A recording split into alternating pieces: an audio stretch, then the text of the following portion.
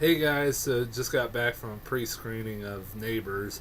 Um, I didn't say this in my last review, but I'll say this now that from this point forward, especially during the summer, I'm going to be doing a lot of pre-screenings.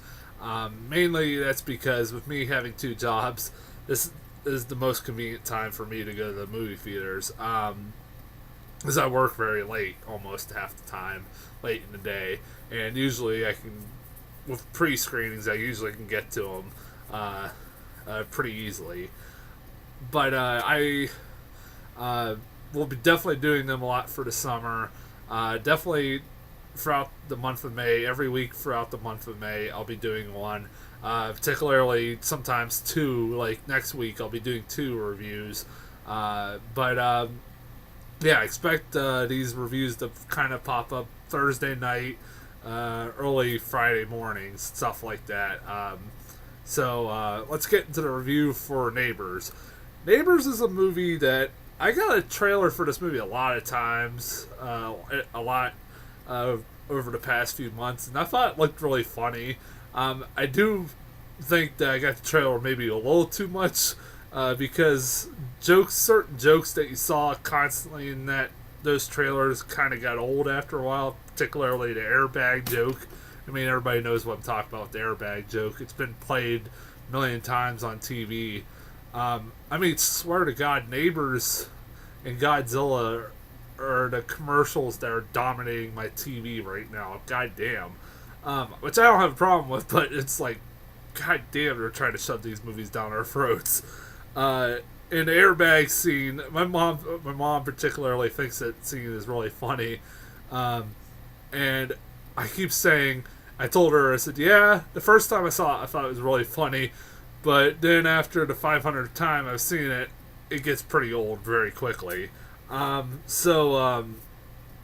yeah, I thought the movie looked like it had some promise. I mean, I love Seth Rogen. I think Rose Byrne is a really good actress. I like her in everything I've seen her in. It was also being directed by Nicholas Stoller, the guy who made Forgetting Sarah Marshall, Get Him to the Greek, and 5-Year Engagement. Forgetting Sarah Marshall is one of my favorite comedies the last 10 years. I love that movie to death. Really, really do. So, yeah, I was kind of going in with some high expectations, and this movie's been getting really good reviews. Really solid reviews. Up until this point, I think at one point for a while it was at 100% on Rotten Tomatoes. It's not like at a 78, but it's still doing pretty good. And you know what? The movie is pretty damn good. I thought it was pretty funny comedy. Wouldn't say it's my favorite comedy of all time or anything like that. I saw a review that said compared it to Animal House. I won't go that far and compare it to Animal House. I think, it's not that good, but it is a pretty damn fun film. Definitely the thing that makes this movie really good is the cast in this film. Particularly Seth Rogen and Rose Byrne. Their comedic chemistry together is really fucking good. Every time they're on screen is when the most laughs happen, honestly. And they are in the movie for a majority of it, thank God. They focus more on them than the frat house. And even the stuff when they're involved or when they're interacting with the frat house is great. I think that's when the frat house shines. The stuff with the frat house shines is when those two are with them. I really enjoy Seth Rogen and Rose Byrne. I have any time of day for Seth Rogen. That guy is one of my favorite comedians. Like, he is definitely one of my favorites. Like him, Steve Carell, Paul Rudd, and who's the other guys? Oh, Jason Segel. All four guys I really love to death, and I go out of my way to watch any of their films. I'll admit when they have a bad movie, but I still like them a lot. And Seth Rogen is very good at improvising, and this movie has a lot of improv in it. You could definitely tell there was a lot of improv in this, and it's really well done. Seth Rogen definitely is really great at improvisation, and he does a really good job. Has some really funny lines in this movie. Rose Byrne is very good too. I've really thought she shined a lot in this movie. There's some really great moments with her in it. I ever since I saw her in Bridesmaids, I've liked her, and she keeps popping up in a lot of movies as of late. And I think she's really pretty too. God damn, that girl's really gorgeous. Also, I mean, even though I'm not the biggest Zac Efron fan, I gotta give Zac Efron a lot of credit. I think some people are giving a little way too much credit. I kind of compared his role in this movie to like the role of Channing Tatum in 21 Jump Street. And the fact that going into 21 Jump Street, I was not a huge fan of Channing Tatum at all. Like I did not like him. But coming out of 21 Jump Street, that movie made me a fan of him for one movie. I really loved him in that movie. In this movie, I had the same feeling going in with Zac Efron, and Zac Efron is really good in this movie. He plays the douchebag fraternity leader very fucking well and very convincingly, and and he does a really good job. Also, Dave Franco does a really good job as the vice president of this fraternity. He's very good in this. God, how much is that kid looks like his brother? Jesus Christ. I didn't. The funny part about that was that I never knew that was James Franco's brother until somebody pointed that out to me, and I'm like, well, yeah, that's pretty fucking obvious. After he looks a lot like his brother. But he's really good. He has a lot more comedic chops than Zac Efron. He has a lot more funnier moments than Zac Efron, in my opinion. Zac Efron's not a guy that's well known for his comedic roles, really. But yeah, again, Zac Efron I thought was very good. He definitely is very good in this movie. He definitely shines. Is probably definitely the best movie I've seen him in, and that's not saying much since I don't watch many Zac Efron movies. But this is definitely the best role I've ever seen him in. You also have people like Christopher Mintz-Plasse in this movie, who doesn't really say much at all in this movie. He pops up every so often. He's in this movie a good chunk of it. Just really in the background, which is really weird. And the best way I can describe his character, and the only way you really describe his character in the movie, is he's just a skinny frat guy who has a big you-know-what. That's it. And I really was shocked, like, he was not it was not prevalent in the trailer, since he's a pretty big comedic actor at this point, and he's not in this. Not until I actually saw the cast listings did I know he was in it. And if I wouldn't have seen that, I would have been shocked to see him in this movie. Also, like, people that Lisa Kudrow is in this movie, pops up in this movie as the dean of the school that the frat house is from. And I actually at one point was wondering whether or not they were ever going to show the school that they are part of. Because at first I'm like, what fucking school is this fraternity a part of? The filmmakers do realize that they are, to be a part of a fraternity, you have to be in a school. Luckily they do address that. I was worried at first they weren't going to address that, because that would have been a major plot hole. But yeah, they do address that, so kudos to them. I've said this, I kind of hinted at this. One of my problems with this movie was that the best stuff, while this movie is very funny, there are still a lot of a lot of jokes that don't work for me or whatever. And a lot of those moments were like the scenes with the frat house. And honestly, every time you would see scenes with the frat house, you kind of just wanted to see more of Rose Byrne and Seth Rogen. Oh, before I forget, that baby is fucking adorable too. That little baby is fucking adorable. She steals the movie. She's really awesome. Don't say anything, but she definitely is really cute and adorable. I particularly like the scene at the end of the movie. You see this in the trailer too, where they're making a calendar, baby calendar, and they're dressing this baby up as like different people, and the first picture that they're doing is her dressed up as Walter White from Breaking Bad, and they have her like holding like ice cubes that are the color blue that are supposed to represent meth. Wow, that's some really bad parenting there. Wow, there's a lot of really bad, really awful characters in this movie too. Honestly, Zac Efron's character is kind of fucking despicable in parts of this movie. Particularly that weird part where he basically goes over for no reason when honestly it feels like, the whole feud is over. He just goes over there and tells them that, even though I'm gonna be gone, there'll be more and more fraternity brothers keep coming, and your daughter's gonna get older, and she's gonna start looking at these shirtless men, and they're gonna start looking at her, and I'm like, that was really creepy. Why the fuck was that? that was kind of out of place. Really, it was really out of place. Really, also, this movie features the worst cop I've ever seen in film, and also the worst doctor I've ever seen in film. I'll get to the doctor in a minute. The cop in this movie is the guy you see in the trailers, the black cop that comes to the house or gets called for a noise complaint.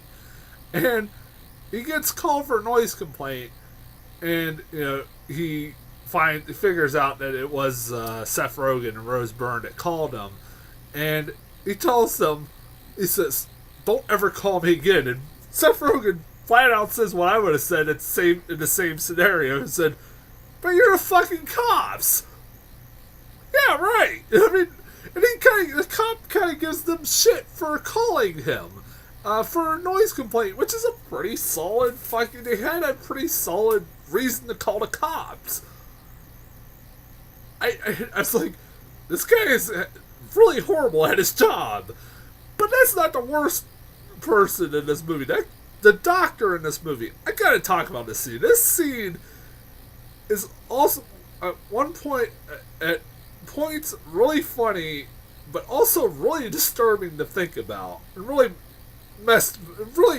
kind of made me think about it after a while. It's, the scene before it is, you've seen this in the trailer too, probably, where the baby is in the yard and has a condom in her mouth. And of course, Seth Rogen and Rose Byrne freak out, go to the emergency room. And in the trailers, all you see is the scene from the emergency room scene is the doctor telling them that the baby's okay, that they can go. And that's it. What they don't show you is what happens before that. The doctor comes in, and I'm not joking, I'm pretty much quoting word for word here. The doctor comes in and says, "Well, your baby has HIV." And of course, Seth Rogen and Rose Byrne are distraught and freaking out. And there's and then the doctor, after a long pause, says the rest of the sentence, which is, "That's the worst case scenario. Your baby's fine, though. You can go." I'm just sitting there, and of course, Rose Byrne, being the most logical person, freaks the fuck out, "What the fuck is wrong with you?" She goes, "What the fuck is wrong?" And I'm like, yeah, really? Who the fuck does that? I mean, I know it was done for comedic purposes, obviously, but at the same time, you're like, the next scene should have been, logically, that doctor being carried out by security, or taken out by security, out of the hospital. That guy would have been fired. Really? I mean, I found that scene a little disturbing a little bit. Favorite comedy parts of this movie, if I could name two of them, were the part where The one was the milking scene. That's all I'm gonna say. I don't want to spoil it too much, but it involves Seth Rogen milking Rose Byrne. That's all I'm gonna say. But it's a really funny scene, and I don't know if that was really Rose Byrne's boobs or not. I'm pretty sure those were prosthetic. I'm pretty goddamn certain. But props to her. She did nudity in this movie. Props to her. And also the fight at the end between Seth Rogen and Zac Efron's really funny. It has a pretty cool payoff to that. That was a pretty funny scene. Those were the two highlight scenes. And like I said, I kind of went off track here, but like I said, like with any comedy, this movie does have jokes that don't work. And like I said, the fraternity stuff is where a lot of the majority of the jokes don't work, in my opinion. It isn't really until like there's scenes, the fraternity scenes with Seth Rogen and Rose Byrne, that the fraternity brothers actually get to shine. Zac Efron and Dave Franco and all them get to shine. And I'm not dissing, like I'm not saying they're horrible, but there were some good moments in there. Two particular ones were the one at the beginning where Zac Efron's talking about the history of the fraternity, and he basically alludes to the fact that the fraternity is responsible for the invention of binge drinking and snorting cocaine and the invention of beer pong. He really thinks that. Okay. It's just like, okay, that kind of made me chuckle. It also has a cameo from Andy Samberg, blinking you'll miss it cameo, which was weird. Also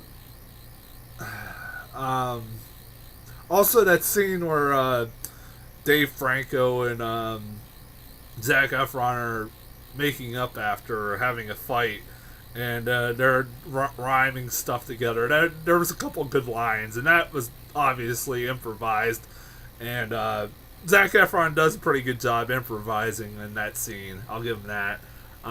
Dave Franco obviously has a little bit better at it, but you know, I think Zac Efron does pretty well in that scene. I'm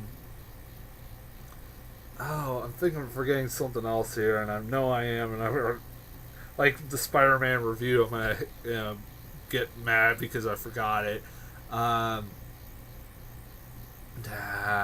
Shit. I also, maybe I'm the only one who thought this movie was a little bit rushed. Well, and it's gonna sound weird, but it is kind of a good thing in some ways. And the fact that there's at one point a storyline that happens halfway through the movie where, out of nowhere, literally out of fucking nowhere, Seth Rogen and Rose Byrne have a fight, and they hint that they're going to get a divorce. That literally comes out of nowhere, and I was like, oh god, is this going to be like a 5-year engagement where they're just going to drag that out for another hour, and we won't get to conclusion to that breakup until an hour later. If you haven't seen 5-Year Engagement, that movie dragged on way too long. Did not need to be an hour or 2-hour movie. But luckily, within 2 scenes later, they're back together, and that's kind of forgotten about. It really felt rushed to kind of, it feels like in another movie like this, if it was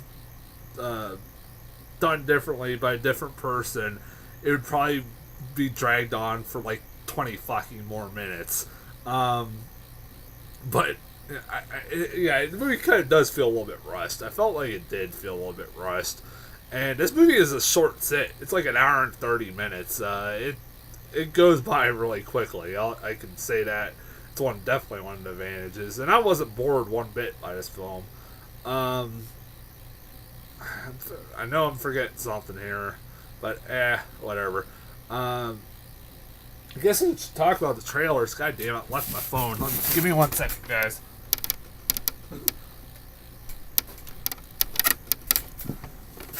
I actually wrote down the trailers I got, because I got some new ones.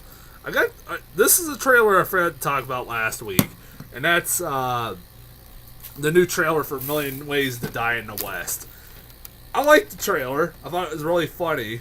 And this one was a little bit different. It had a couple scenes, new scenes that weren't in the second trailer. The problem with the trailer, though, is, and I'm not probably the only one,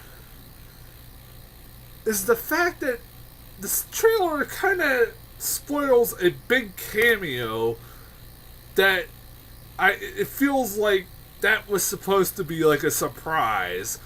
If you don't know what I'm talking about, at the end of the trailer, there's a scene where Seth MacFarlane's character sees like a glowing blue light out of a barn, and he goes into this barn and checks it out, and there's Doc Brown, fucking Christopher Lloyd as Doc Brown, hiding the DeLorean, and you're like, that was it's one of those like, dude, that trailer just spoiled probably one of the coolest fucking cameos in the whole movie. And that'd be like in Ted, the trailers for Ted, they would have spoiled Flash Gordon being in the movie. You know, that's what it would have been like, and that kind of made me mad. I was like, I still want to see the movie, but it made me mad. I forgot to talk about that last week. I had the new 22 Jump Street trailer, which is kind of like A Million Ways to Die in the West one, where just I got a couple new scenes. It looks, I'm hoping that's good. It's from the same directors that are just coming off the Lego movie, and everything they've done so far has been really good. I'm hoping it's really good. Tammy, the new trailer for Tammy. I like Melissa McCarthy, but it's Melissa McCarthy playing a Melissa McCarthy role. That's it. It looks dumb. It doesn't look very good. I didn't laugh one bit at that. And the other new trailer I got, which I went like after I gave a middle finger while I was watching it, was the "Wish I Was Here" trailer. I might be wrong on this, but if I am, somebody let me know. But it's a new Zach Braff movie that he's directing. Isn't this the movie that he had people fund on Kickstarter?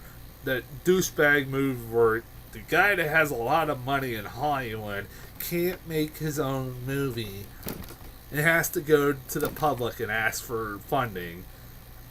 Fuck off, Zach Braff. And it looks stupid. That trailer looks stupid. It looked like another indie comedy by Zach Braff that looked fucking boring. It looked really dumb. That was it. Before I forget, I want to talk about something that I saw in the theater while I was walking through the theater. I was walking through the theater and there was all these posters on the wall.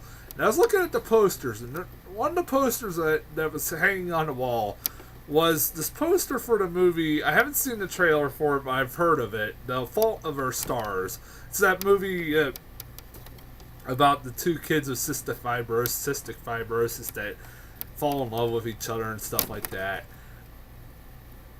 But what caught my eye about that poster was the tagline. At the bottom of it, I am not fucking joking here. The tagline said, "A sick love story." I sat there, I was at the concession stand, I sat there looking at my right to me and just sitting there with my mouth agape, like this. That has to be one of the worst taglines I've ever fucking heard. Up there with Vampire Academy and the tagline, having the tagline, what was it? They suck at school, and Nut Job having the tagline, no nuts, no glory. That has to be some of the worst. What is up with these horrible taglines? They're really horrible. Lately, they've been really bad. And this one is really bad. Really, really bad. like a sick love story. That is really fucked up. I'm sorry, it is. Fuck off with that.